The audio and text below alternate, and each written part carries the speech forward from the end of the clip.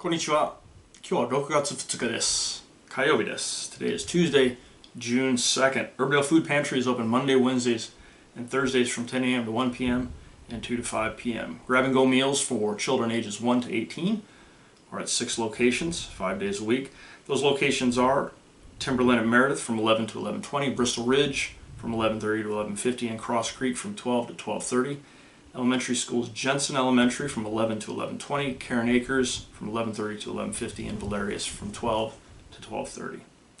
Dates to return Chromebooks in a disposable paper or plastic bag with the charging cord are June 9th, June 11th, June 15th, and June 17th. Please check Mr. Carver's newsletter for specific times. Please contact Principal Carver or Ms. Watson if you still have library textbooks to return to UHS, and you'll make arrangements for those returns. Birthdays. For Tuesday, June 2nd, Miss Perizzo. Happy birthday to you. All right, today I'm going to be reading to you from The Righteous Mind. The Righteous Mind. Why Good People Are Divided by Politics and Religion. Toward more civil politics. The idea of opposites as yin and yang comes from ancient China, a culture that valued group harmony. But in the ancient Middle East, where monotheism first took root, the metaphor of war was more common than the metaphor of balance. The 3rd century Persian prophet Matni preached that the visible world is the battleground between the forces of light, absolute goodness, and the forces of darkness, absolute evil.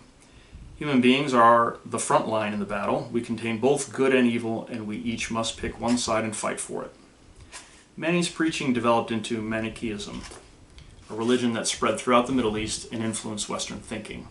If you think about politics in a Manichaean way, then compromise is a sin. God and the devil don't issue many bipartisan proclamations, and neither should you. Americans' political class has become far more Manichaean since the early 1990s, first in Washington and then in many state capitals. The result is an increase in acrimony and gridlock, a decrease in the ability to find bipartisan solutions. What can be done?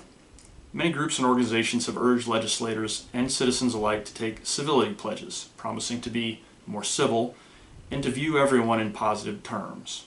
I don't believe such pledges will work. Writers can sign as many as they please, but the pledges are not binding for elephants. To escape from this mess, I believe that psychologists must work with political scientists to identify changes that will indirectly undermine Manichaeism. I ran a conference that tried to do this in 2007 at Princeton University.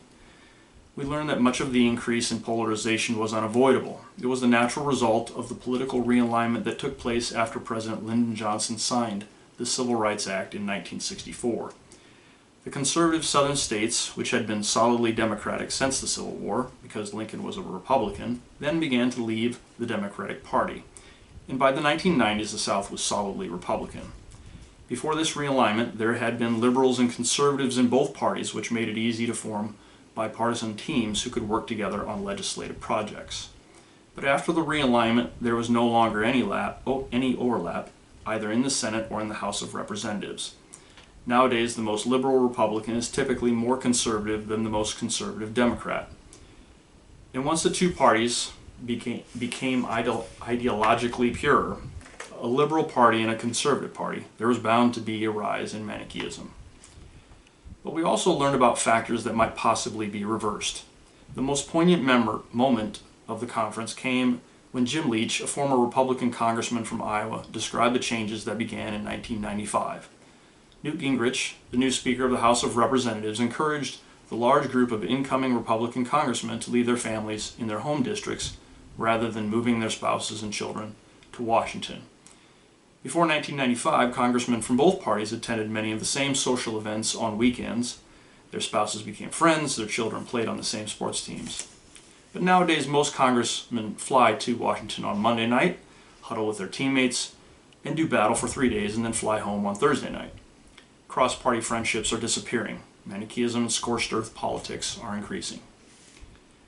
I don't know how Americans can convince their legislators to move their families to to Washington. I don't even know if that change would revive cross-party friendships in today's poisoned atmosphere, but this is an example of the kind of indirect change that might change elephants. Intuitions come first, so anything we can do to cultivate more positive social connections will alter intuitions and thus downstream reasoning and behavior.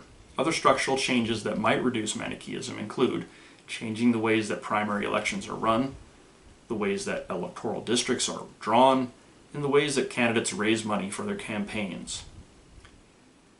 The problem is not just limited to politicians. Technology and changing residential patterns have allowed each of us to isolate ourselves within cocoons of like-minded individuals. In 1976, only 27% of Americans lived in, quote, landslide counties, counties that voted either Democrat or Republican by a margin of 20% or more, but the number has risen steadily. In 2008, 48% of Americans lived in a landslide county. Our counties and towns are becoming increasingly segregated into lifestyle enclaves, in which ways of voting, eating, working, and worshiping are increasingly aligned.